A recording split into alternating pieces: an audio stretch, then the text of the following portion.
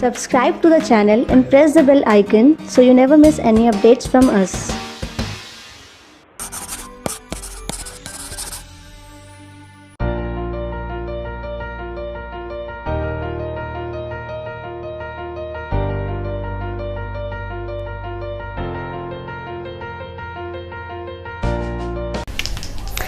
Test की date पास आ चुकी है, डर धीरे धीरे बढ़ रहा है। सोच रहे हैं सर कैसा होगा टेस्ट। डर क्यों रही हो यार, 3 तो चैप्टर हैं, 3 11th के हैं, 3 12th के हैं, आराम से पढ़ो, आके टेस्ट दे दो। नहीं डर लग रहा है? अरे डरो मत, अभी तो है ना हमारे पास ह्यूमन रिप्रोडक्शन, इतना टाइम तो है, 2 हफ्ते हैं भी पढ़ने के लिए, पढ़ते रहो यार, घबराने की कोई जरूरत नहीं है। रिप्रोडक्शन ऑर्गेनिज्म आप कर चुके हो, सेक्सुअल रिप्रोडक्शन फ्लावरिंग प्लांट हो चुका है 12th वालों का, और ह्यूमन रिप्रोडक्शन मैं करवा रहा हूँ आज। और 11th वालों के लिए जो है हमारे पास लिविंग वर्ल्ड हो चुका है, बायोलॉजी क्लासिफिकेशन हो चुका है, प्लांट किंगडम आप काफ़ी कर चुके हैं, ठीक है। यहाँ तक कोई दिक्कत आपको? कोई दिक्कत नहीं है। तो आज जो मैं आपको पढ़ाना शुरू कर रहा हूँ क्या, ह्यूमन रिप्रोडक्शन। चलें जी, तो ह्यूमन रिप्रोडक्शन में हम क्या पढ़ेंगे? ह्यूमन रिप्रोडक्शन पढ़ेंगे आज हम एक ऐसा टॉपिक जो बहुत बहुत बहुत ज़्यादा ही इंपॉर्टेंट है हमारे पास, और जो है हमारे पास स्पर्मेटोजेनेसिस। क्या है? स्पर्मेटोजेनेसिस। चलो शुरू करते हैं, टाइम खराब नहीं करते और बात कर लेते हैं कि स्पर्मेटोजेनेसिस इतना इंपॉर्टेंट क्यों है। स्पर्मेटोजेनेसिस तभी भी बहुत इंपॉर्टेंट हुआ करता था जब भी स्कूल में, मतलब सीबीएसई या हमारा जो स्कूल का बोर्ड था वो उससे क्वेश्चन पूछता था। Very very very important topic. इसके अंदर क्या है, क्योंकि ना बच्चे थोड़े से कंफ्यूज रहते हैं कि सर स्पर्मेटोजेनेसिस है तो कैसी होगी। पहली बात तो डिवीजन कौन सी होने वाली है, माइटोसिस होगी या मियोसिस होगी, क्योंकि किताब में तो दोनों लिखी हुई है कि माइटोसिस भी होती है मियोसिस भी होती है। तो सर कम माइटोसिस होती है कम मियोसिस होती है, पहली बात तो हम ये क्लियर करेंगे। अब मियोसिस किसके अंदर होती है ये भी बात करेंगे, क्योंकि हमने देखा है spermatogonia, primary spermatocyte, secondary spermatocyte, spermatid, spermatozoa, sperm, इतने सारे नाम आते हैं। फिर प्रोसेस आ जाते हैं। स्पर्मेटोजेनेसिस तो एक है, इसके अंदर एक और चीज हम पढ़ते हैं क्या, स्पर्मियोजेनेसिस, स्पर्मियोजेनेसिस और स्पर्मिएशन, ये चीजें ऐसे चलती रहती हैं। एक बात तो ये रहती है ये वाली। दूसरी बात, अगर थोड़ा सा मैं आगे बढ़ता हूँ, फिर बच्चे कहते हैं कि सर मतलब स्पर्म तो एक नॉर्मल सेल होना चाहिए था, सर्कुलर स्फेरिकल सेल होना चाहिए था, पर सर वो तो मतलब फ्लैजिलेटेड है, इतना बड़ा सेल है। सर ऐसे कैसे, ये कैसे बन गया, इससे ये बना कैसे, सवाल आता है मन में, ठीक है। और फिर सर ये स्पर्मेटोजेनेसिस कब स्टार्ट होती है, मतलब एक बच्चा रहता है 4 5 6 10 साल का, उसकी बॉडी में तो नहीं होती, मतलब ये प्यूबर्टी के बाद ही क्यों स्टार्ट होती है, मतलब प्यूबर्टी पे ही क्यों स्टार्ट होती है। सेकेंडरी सेक्सुअल कैरेक्टर प्यूबर्टी पे क्यों ही नजर आते हैं, उसे पहले नजर क्यों नहीं आते हैं, तो ये भी देखना पड़ेगा। तो ये सारी चीजें आएगी यहाँ पर हार्मोनल कंट्रोल में। सर स्पर्म का जो स्ट्रक्चर बना है वो बना कैसे है और उसका स्ट्रक्चर है क्या, तो फाइनल स्ट्रक्चर ही बताओ। तो मैं यहाँ पर आपको स्पर्म का स्ट्रक्चर भी एक्सप्लेन करूंगा आज। और मैं आपको बोल रहा हूं कि अगर आपको ये टॉपिक कंफ्यूजिंग लगता है, मुश्किल लगता है, तो आप इस बात से बिल्कुल भी ना घबराएं। जैसे ही ये लेक्चर खत्म होगा, इस लेक्चर के बाद जो आपके को मैं क्वेश्चन दूंगा, मैं आपको गारंटी दे रहा हूं कि आप उन सभी क्वेश्चंस का आंसर मुझे बताएंगे और नीचे लिख के बताएंगे। बड़े आगे हम शुरू करें तो बात करते हैं किसकी हम, स्पर्मेटोजेनेसिस। तो what is spermatogenesis? Spermatogenesis is the process through which sperms are produce. Simple सी बात है, वो प्रोसेस जिससे क्या होता है, जिससे स्पर्म प्रोड्यूस हो जाते हैं। कहां पर होता है ये प्रोसेस, जहां पे स्पर्म बनते हैं। सर स्पर्म कहां पे बनते हैं, तो स्पर्मेटोजेनेसिस का जो प्रोसेस है वो होता है कहां पर, टेस्टिस में। कहां पर होता है, टेस्टिस। क्यों सर टेस्टिस में, क्यों? क्योंकि टेस्टिस के पास ही क्या होता है, टेस्टिकुलर लॉब्यूल्स होते हैं। क्या होते हैं, टेस्टिकुलर लॉब्यूल्स। और टेस्टिकुलर लॉब्यूल्स के अंदर रहती हैं क्या, सेमिनिफेरस टिब्यूल्स। क्या हुआ करती हैं इसके अंदर, seminiferous tubules. They are highly coiled. तो अगर मैं क्रॉस सेक्शन आपको बना के दिखाऊं, तो अगर मैं एक सेमिनिफेरस टिब्यूल को ऑब्जर्व करूं तो ये मुझे कुछ ऐसी नजर आती है, देख पा रहे हैं जी आप। और देखें कि सेमिनिफेरस टिब्यूल की जो लाइनिंग है, इसकी लाइनिंग पे क्या होते हैं, ऐसे करके क्यूबाइडल सेल्स प्रेजेंट होते हैं। These are the cuboidal cells that are present all over the lining, यहाँ पर। और इनको मैं कहता हूं क्या, स्पर्मेटोगोनिया। क्या कहता हूं इनको मैं, स्पर्मेटोगोनिया। यहां तक कोई दिक्कत है? ये तो पता है आपको कि ये वाले सेल्स क्या है, स्पर्मेटोगोनिया है, या इनको मैं मेल जर्म सेल्स भी कहता हूं, क्योंकि आगे चल के यही मियोसिस करेंगे और जी इन्होंने ही स्पर्मेटोजेनेसिस करनी है, इन्होंने ही स्पर्म बनाना है। तो स्पर्मेटोगोनिया क्या है, बड़े ही इंपॉर्टेंट है। इसके अलावा एक काफी बड़े सेल्स और भी प्रेजेंट है यहाँ पर, कुछ ऐसे, they are somewhat like this, triangular, कुछ ऐसे रहते हैं सेल्स यहाँ पर, ये बड़े रहते हैं। और इनके बीच में एक्चुअली स्पर्मेटोगोनिया होते हैं। तो ये जो सेल्स हैं यहाँ पर, इनको कहता हूँ क्या मैं, they are known as Sertoli cells. क्या कहलाते हैं? Sertoli cells. तो ना इन दो सेल्स का बड़ा रोल आने वाला है कहाँ पर? स्पर्मेटोजेनेसिस में। आ रही है बात समझ में? तो स्पर्मेटोगोनिया बहुत सारे हैं ऑलरेडी। ऐसे मेरे पास ये, मैं इसको बोल देता हूँ, दिस इज द स्पर्मेटोगोनिया। कोई दिक्कत है? नहीं है। ये डिवाइड कर रहा है, क्या कर रहा है? ये डिवाइड कर रहा है। अच्छा मुझे बताओ कैसे डिवाइड करेगा? सर स्पर्मेटोजेनेसिस पढ़ रहे हैं तो क्या कर रहा है ये? मियोसिस कर रहा होगा? नहीं, ये माइटोसिस कर रहा है। क्या कर रहा है ये?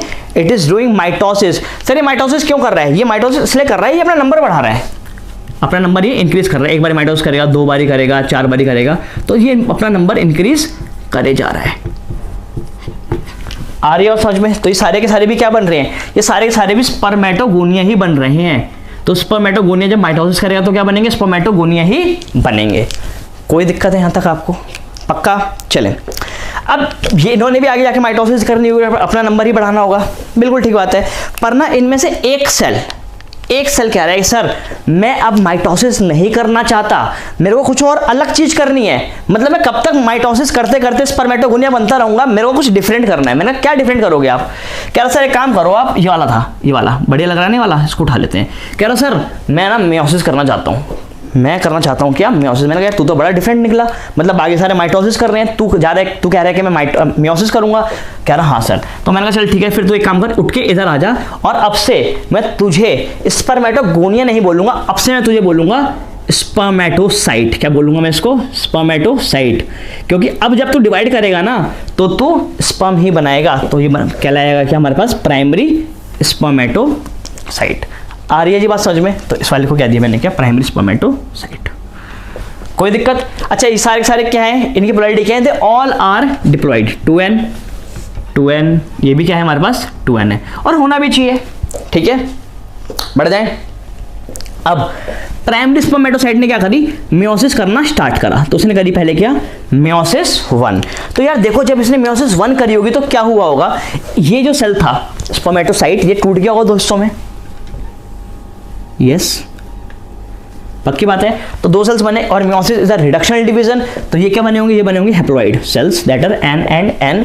तो इनको कह दिया मैंने क्या? Secondary spermatocyte. क्या कह दिया इनको मैंने? Secondary spermatocyte. आसान है, मुश्किल है? आप बताओ मेरे को। प्राइमरी स्पर्मेटोसाइट के अंदर क्या हुई? मियोसिस 1 हुई, और किसकी फॉर्मेशन हुई? सेकेंडरी स्पर्मेटोसाइट की फॉर्मेशन हो गई। ठीक है सर, कोई दिक्कत? कोई दिक्कत नहीं। अब क्या होने वाला है? अब ये कह रहे हैं सर हम क्या करेंगे? हम मियोसिस 2 भी करेंगे, क्योंकि भाई ये तो दस्तूर है कि जब भी मियोसिस 1 होगी तो उसके बाद जरूरी है कि मियोसिस 2 भी होगी। तो मियोसिस 2 अब आगे स्टार्ट होगी। तो जो सेकेंडरी स्पर्मेटोसाइट है, जब ये मियोसिस 2 करेंगे तो ये भी मियोसिस 2 कर रहा होगा, मतलब ये भी सेल्स में कन्वर्ट हो रहा होगा, ये 2 बनेंगे, और जब ये करेगा तो ये भी 2 बनेंगे। समझ आई बात? तो ये आ रहा होगा हमारे पास n। अच्छा जैसे मियोसिस 1 में 2n से n हो गया था, तो यहाँ पर मियोसिस 2 में n से n/2 मत लिख देना। जो मियोसिस 2 है वो क्या है? वो मेरे पास इक्वेशनल डिवीजन है, उसमें नंबर ऑफ क्रोमोसोम्स हाफ नहीं होते। It is same as mitosis. खैर बढ़े आगे। तो सेकेंडरी स्पर्मेटोसाइट के अंदर क्या हुई? मियोसिस 2 हुई, और यहाँ पर हमारे पास बनकर आए क्या? स्पर्मेटिड्स। क्या बनकर आए? स्पर्मेटिड्स। आ रही है बात समझ में? आप सीक्वेंस याद कर रहे हैं कि नहीं कर रहे हैं? Primary spermatocyte, secondary spermatocyte, spermatid. ठीक है जी। ये एक स्पर्मेटोसाइट ने डिवाइड करा तो 2 सेकेंडरी स्पर्मेटोसाइट बनकर आए। 2 सेकेंडरी स्पर्मेटोसाइट ने मियोसिस 2 करी तो क्या बनकर आए हमारे पास? 4 स्पर्मेटिड्स बनकर आए। अब आप मेरे से पूछो यहाँ तक कोई दिक्कत है? पक्का है जी यहाँ तक? ठीक है। अब ये जो स्पर्मेटिड्स हैं ये आगे का काम करेंगे, और इसके बाद एक प्रोसेस होगा जिसको कहूंगा क्या मैं? स्पर्मियोजेनेसिस। क्या कहूंगा जिसको मैं? स्पर्मियोजेनेसिस। जिस प्रोसेस के थ्रू ये जो स्पर्मेटिड्स हैं ये कन्वर्ट होंगे किसमें? स्पर्मेटोजोआ में। किसमें कन्वर्ट होंगे? स्पर्मेटोजोआ में। क्यों? क्योंकि स्पर्मेटोजोआ जो है वो एक्चुअली स्पर्म है, वो ऐसा दिखता है, और ये लग रहे हैं कभी ऐसे देखते हुए। मतलब कि सर ये तो हम सोच ही रहे थे कि स्पर्मेटिड तो ऐसे करके मतलब स्फेरिकल है, और स्पर्मेटिड तो स्पर्मेटोजोआ तो ऐसा होता है, तो स्पर्म तो एक्चुअली ऐसा ही होना चाहिए। तो सर ये हुआ कैसे होगा? मतलब आप मुझे हमें बस ये बता दो कि ये स्ट्रक्चर इस स्ट्रक्चर में कन्वर्ट कैसे हुआ है। तो अब हमें ये चीज़ समझनी है। ये चीज़ मैं समझाता हूँ, आप एक बार इसको देखो दोबारा से। देखा जी, पक्का? चलिए अब हम आगे बढ़ते हैं और पढ़ते हैं इस प्रोसेस को। The process of conversion of spermatid into spermatozoa is known as spermiogenesis. क्या कहलाता है मेरे पास ये? स्पर्मियोजेनेसिस। तो अब मैं आपको आगे पढ़ाने वाला हूं क्या स्पर्मियोजेनेसिस के बारे में। तो जो आपका सवाल था कि सर ये ऐसा दिखने वाला सेल जिसके पास मात्र एक न्यूक्लियस है, यहां पर हमारे पास ये हमारे पास माइटोकॉन्ड्रिया है, ये हमारे पास गोल्गी बॉडीज हैं, और यहाँ पर अगर मैं बनाऊँ तो ये मेरे पास सेंट्रियोल है। क्या है ये? सेंट्रियोल या सेंट्रोसोम में कहता हूँ, दो जुड़े होते हैं, परपेंडिकुलर होते हैं। तो सर ऐसा क्या हो रहा है कि सर ये जो हमारे पास गोल्गी बॉडीज़ हैं, ये हमारे पास जो माइटोकॉन्ड्रिया है, ये हमारे पास न्यूक्लियस है, ये सारी चीज़ें कहाँ चली जाएंगी? ये हमारे पास सेंट्रियोल है, क्योंकि स्पर्म में तो हमें कभी लगता नहीं कि ऐसी चीज़ें, ये सब चीज़ें दिखती होंगी, ये दिखती हैं। तो समझते हैं कि स्पर्मियोजेनेसिस के दौरान इसके अंदर चेंज क्या आता है। होता क्या है कि यार देखो, ये जो स्फेरिकल स्ट्रक्चर था ना, ये थोड़ा सा इलोंगेट होना शुरू होगा, खिंचना शुरू होगा, और जब ये खिंचेगा तो मैं इसको ऐसे बनाता हूँ, कुछ ऐसे, ठीक है ना, थोड़ा सा इलोंगेट हुआ है। ये इलोंगेट होने पे क्या हुआ है कि ऊपर के ये तीन गोल्गी बॉडीज थी, कौन सी? जो ऊपर की तीन गोल्गी बॉडीज, ये तीनों गोल्गी बॉडीज क्या हो चुकी है? एक तरह से ऐसे मिल चुकी है, मिलने लगी हैं ये, कुछ ऐसे, ठीक है। और इसके अंदर का जो भी सब्सटेंस है वो भी क्या होने लगा है? वो भी चेंज होने लगा है। वो अब एक वो हाइड्रोलिटिक एंजाइम्स में कन्वर्ट होने लगा है, जिनको कहता हूं कि मैं स्पर्म लाइसेंस। समझ आ रही है बात? ठीक है। और जो न्यूक्लियस है, वो न्यूक्लियस थोड़ा सा और ऊपर को मूव कर गया है, सरक गया है ऊपर को, और ये कुछ यहां पर आ गया है, ठीक है। सो this is what, this is the haploid nucleus. अब हम बात करते हैं आगे, और जो हमारे पास ये है माइटोकॉन्ड्रिया, ये क्या कर रहे हैं? ये भी अपने आप को ना कुछ इस फॉर्म में क्या कर रहे हैं? अरेंज कर ले रहे हैं।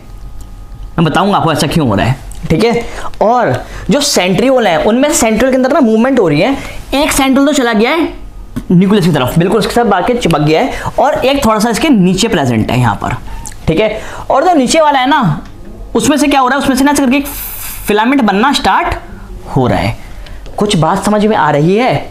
मुश्किल तो नहीं है होने। पता है क्या वाला है? ये जो गोल्गी बॉडीज मिलके जो एक साथ स्ट्रक्चर जुड़ा था, ये बन जाएगा किसमें? ये क्या कहलाएगा? एक्रोसोम। उसके जो नीचे जो न्यूक्लियस है, it is a haploid nucleus, जो स्पर्म के अंदर प्रेजेंट होगा। ये हमारे पास माइटोकॉन्ड्रिया, जो अभी पहुंच जाएंगे मिडल पीस के अंदर। ये था मेरे पास प्रॉक्सिमल सेंट्रियोल। सुन लेना मेरी बात को, ये क्या है मेरे पास? Proximal centriole. ये स्पर्म अपने साथ लेके जाएगा ओवम के अंदर, और ओवम के अंदर मतलब सेकेंडरी oocyte के अंदर, और वहां पे सेकेंडरी oocyte के अंदर जाके वहां पर ये क्या करवाएगा? सेकेंड मियोटिक डिवीजन पूरी करवाएगा, जहां पर सेकेंड पोलर बॉडी और ओवम की फॉर्मेशन होगी। वो ओवम का न्यूक्लियस और स्पर्म का न्यूक्लियस दोनों क्या करेंगे? फ्यूज करेंगे। That is the fusion of pronuclei of the gametes, और फॉर्मेशन होगी जाइगोट की। तो very important this proximal centriole. फर्क समझ आया? ये किसकी डिवीजन करवाता है? ये हमारे पास डिवीजन करवाता है सेकेंडरी oocyte की। पक्की बात है कि नहीं है? ठीक है। और ये क्या था हमारे पास? ये हमारे पास थोड़ा दूर वाला सेंट्रियोल था, इसको कहता हूं क्या मैं? Distal centriole. Distal centriole. ये डिस्टल सेंट्रियोल क्या करेगा? ये फिलामेंट बनाएगा। This is the filament. आगे जाके यही फिलामेंट के ऊपर एक फाइब्रस कोटिंग, एक फाइब्रस शीट चढ़ेगी, जो बन जाएगी क्या? टेल। तो अल्टीमेटली ये जो पूरा स्ट्रक्चर था, ये ट्रांसफॉर्म हो जाएगा किसमें? कुछ ऐसे स्ट्रक्चर में। देखें यहां पर, मैं यहां पे बनाता हूं, अगर आप देखें तो देखें यार, ये ऊपर this is the acrosome. Acrosome के नीचे यहां पर this is the nucleus. Nucleus के नीचे यहां पे रखा हुआ है क्या हमारे पास? कौन सा? Centriole, proximal centriole. Proximal centriole के नीचे क्या है मेरे पास? Distal centriole. और डिस्टल सेंट्रियोल से यहां से एक फिलामेंट ऐसे करके बन के बाहर निकल रहा है, ठीक है। और ये सर ये माइटोकॉन्ड्रिया कहां चले गए? ये माइटोकॉन्ड्रिया भी यहां पर क्या हो गए? अरेंज हो गए हैं ऐसे, यार अरेंज लाइक दिस। नजर आ रही है आपको? बात समझ में आ रही है कि ये स्पाइरल फॉर्म में क्या हो रखे हैं? अरेंज्ड हो रखे हैं। और इसके ऊपर प्लाज्मा मेम्ब्रेन थी, वो भी मॉडिफाई कर चुकी है, और प्लाज्मा मेम्ब्रेन के ऊपर कुछ ऐसे चढ़ी है, देखें।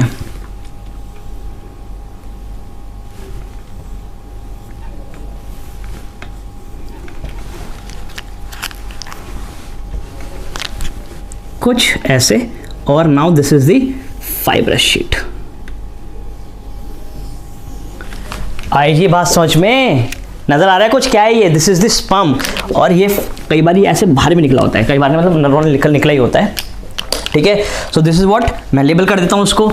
This is the acrosome, this is the haploid nucleus, this is proximal centriole, this is distal centriole, this is the central filament. क्या है ये? हमारे पास सेंट्रल फिलामेंट है। कोई अगर पूछ ले कि सेंट्रल फिलामेंट के अंदर जो अरेंजमेंट है प्रोटीन की, कैसी अरेंजमेंट है, तो आप ध्यान रखेंगे इसके अंदर अरेंजमेंट है 9+2 अरेंजमेंट। ध्यान रहेगी कि नहीं रहेगी वाली बात मेरी, ठीक है। This is what, this is the mitochondria, this is tail. Tail का ये वाला पार्ट जो कवर्ड है इस फाइब्रस शीट से, जो इस फाइब्रस शीट से कवर है, उसे तो कहता हूं क्या मैं? Main part. और ये जो लास्ट वाले इसको कहता हूं क्या मैं? एंड पार्ट, ये एंड टेल। ठीक है जी, दिक्कत तो नहीं। अब सुने सुने सुने सुने सुने, ये जो इतना स्ट्रक्चर है ये वाला, this is known as head. Head के बाद ये बीच में थोड़ा सा स्ट्रक्चर नजर आ रहा है आपको, this is known as neck. Neck के बाद ये पूरा स्ट्रक्चर क्या है मेरे पास? This is the middle piece, और लास्ट में तो टेल हमारे पास है ही। So this is how a sperm forms. आ रही है बात समझ में? तो आपको मैंने स्पर्म अलग से नहीं पढ़ाया, मैंने आपको बता दिया कि स्पर्मियोजेनेसिस के दौरान क्या हुआ होगा। स्पर्मियोजेनेसिस के दौरान ये जो स्पर्मेटिड थे ये ट्रांसफॉर्म हो गए होंगे किसमें? स्पर्मेटोजोआ में। किसमें? स्पर्मेटोजोआ में। भाई आई बात समझ में? कोई दिक्कत तो नहीं है? आसान था कि नहीं था? आसान था। अब ये जो स्पर्म बनकर आया है, ये जो स्पर्मेटोजोआ बनकर आया है, इसका जो हेड होगा, इसका जो हेड होगा वो हेड एक्चुअली एम्बेडेड होगा इसके अंदर। मैं यहाँ पे बनाता हूँ सर्टोली सेल्स के अंदर, ऐसे करके इनके हेड्स क्या होते हैं? एम्बेडेड होते हैं कुछ ऐसे। देयर हेड इज एम्बेडेड, और ये यहाँ से सर्टोली सेल से न्यूट्रिशन ड्राइव करते रहते हैं, लेते रहते हैं। Therefore Sertoli cells are also known as nurse cell और नर्सिंग सेल्स। ये नर्स कर रही हैं, न्यूट्रिशन प्रोवाइड कर रही हैं to the developing spermatozoa. Spermatozoa को ये नरिशमेंट प्रोवाइड कर रहे हैं। और जब ये पूरे यहाँ से नरिशमेंट ले लेंगे जितना चाहिए इनको, उसके बाद ये यहाँ से रिलीज हो जाएंगे। After that they will get release from this place. और ये जो बीच की खाली की स्पेस एक्चुअली ये कनेक्टेड है पीछे किससे? मैं ऐसे मार्क कर देता हूं। तो ये क्या है? This is the rate testis, this is the rate testis. तो रेटे टेस्टिस में यहाँ से लिबरेट हो जाएंगे और यहाँ से निकल जाएंगे अपनी मंजिल की तरफ। और इनकी मंजिल क्या है यहाँ पर? अभी थोड़े टाइम के लिए तो एपिडिडाइमस है, ये एपिडिडाइमस में जाएंगे और वहां जाके थोड़ी देर तक स्टोर होंगे। पक्की बात है? So the process of release, सुन लेना, the process of release of spermatozoa from seminiferous tubule, कहां से? सेमिनिफेरस टिब्यूल से, is known as what? Is known as spermiation. ये जो प्रोसेस हुआ है रिलीज का, इसको कहता हूं क्या मैं? स्पर्मिएशन। अब तो आप कंफ्यूज तो नहीं होंगे? पहले आप कंफ्यूज हो जाते थे, सर क्या होती है प्राइमरी पे, क्या होता है सर? स्पर्मेटोजेनेसिस क्या होता है, स्पर्मियोजेनेसिस क्या होता है, और स्पर्मिएशन क्या होती है? अब आपको कोई घबराने वाली जरूरत की बात नहीं है। एक आ चुका है हमारे पास स्पर्मेटोजेनेसिस, दूसरा आ चुका है मेरे पास स्पर्मियोजेनेसिस, और तीसरा आ चुका है मेरे पास spermiation. The process of formation of spermatozoa या sperm from spermatogonia by meiosis is called spermatogenesis. The process of conversion of spermatid into spermatozoa is known as spermiogenesis. After spermiogenesis, the head of spermatozoa get embedded into the what? Sertoli cells. सही है? और उसके बाद जब यहाँ से release कर जाएंगे तो the process will be known as spermiation. कोई मुश्किल? तो यहां तक ये वाला टॉपिक क्या होता है हमारे पास? बिल्कुल पूरा होता है। अब हम पढ़ते हैं आगे क्या? मैकेनिज्म कि ये पूरा हुआ कैसे, हार्मोन्स कौन कौन से यहाँ पे काम कर रहे थे। आप चाहें तो आप इसका स्क्रीनशॉट ले सकते हैं, या अगर आप ना भी लें तो भी चलेगा, क्योंकि मैं आपको, आपके पास मेल पहुंचेगा किस चीज़ का? ये जो मैंने पूरा पढ़ा है इसकी एक आपको समरी बना के पहुंचा दी जाएगी। अगर आपने रजिस्टर नहीं करा है तो रजिस्टर कर लें, मेल आप तक पहुंच जाएगा।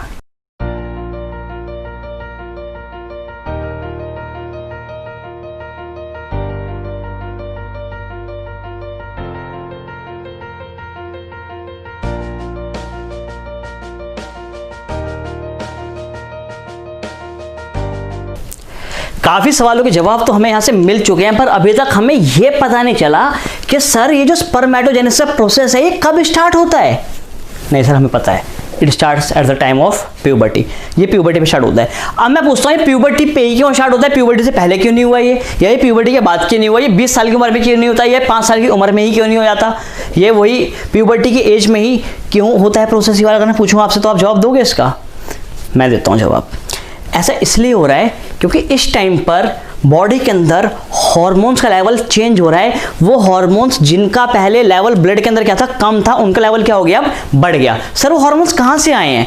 तो यार देखो, वो जो हॉर्मोन्स हैं वो आ रहे हैं कहाँ से, हाइपोथैलेमस से। कहाँ से आ रहे हैं? वो आ रहे हैं हमारे पास हाइपोथैलेमस से। हाइपोथैलेमस ऊपर बैठा हुआ है और हाइपोथैलेमस के नीचे प्रेजेंट है पिट्यूटरी। मैं इसको ऐसे बना देता हूँ, दिस इज पिट्यूटरी, ठीक है जी। तो उसको बोल देता हूँ क्या मैं, एंटीरियर पिट्यूटरी एपी, उसको बोल देता हूँ क्या मैं, पोस्टीरियर पिट्यूटरी। यार पढ़ा है ना आपने, एडिनो हाइपोफाइसिस, न्यूरो हाइपोफाइसिस, वही वाला पार्ट है ये, ठीक है।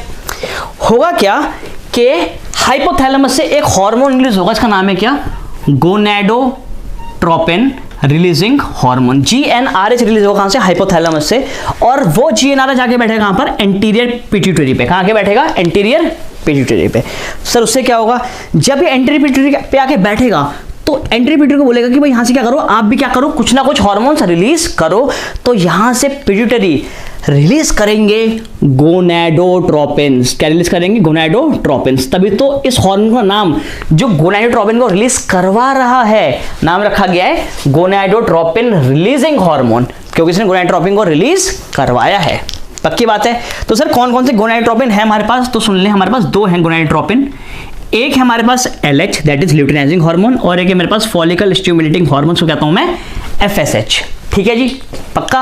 अब क्या होने वाला है, देखें, ये दोनों ही जाएंगे। पहले तो बात करता हूं मैं LH की। तो LH will go and work on the interstitial cells of the seminiferous tubule. कौन से होते हैं, वो होते हैं हमारे पास लेडिक सेल्स। कौन से होते हैं, लेडिक सेल्स होते हैं। और लेडिक सेल्स के पास जाके क्या करेगा, उसको बोलेगा कि भाई तुम क्या करो, तुम यहां से हार्मोन सीक्रेट करना शुरू करो। तो यहां से सीक्रेट करेंगे क्या, एंड्रोजन। क्या सीक्रेट करेंगे, एंड्रोजन। और एंड्रोजन में मेन एंड्रोजन कौन सा होता है, टेस्टोस्टेरोन। पता है आपको, वेरी गुड, ठीक है जी। Now this androgen will stimulate what, spermatogenesis. तो इसने स्पर्मेटोजेनेसिस को क्या करवाया था, स्टिमुलेट करवाया था। आसान है कि नहीं है, पक्की बात है। तो LH आया, LH ने काम करा लेडिक सेल्स पे, लेडिक सेल्स से रिलीज हुआ एंड्रोजन, और एंड्रोजन ने क्या करा, स्पर्मेटोजेनेसिस करवाई। मुश्किल तो नहीं है, बढ़ जाए आगे, ठीक है। अब पढ़ते हैं कि FSH का क्या काम था, इसको भी देखते हैं।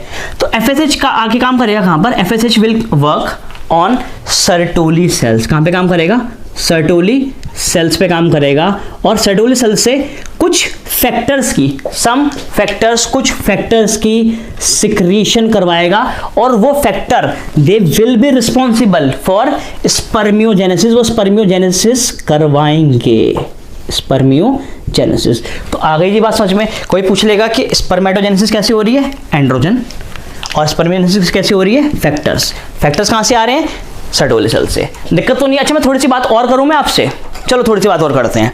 एक्चुअली क्या है कि जो फैक्टर्स की बात करी आ रही है ना, इनमें से मैं एक चीज और उठाता हूं यहां से, दैट इज ABP।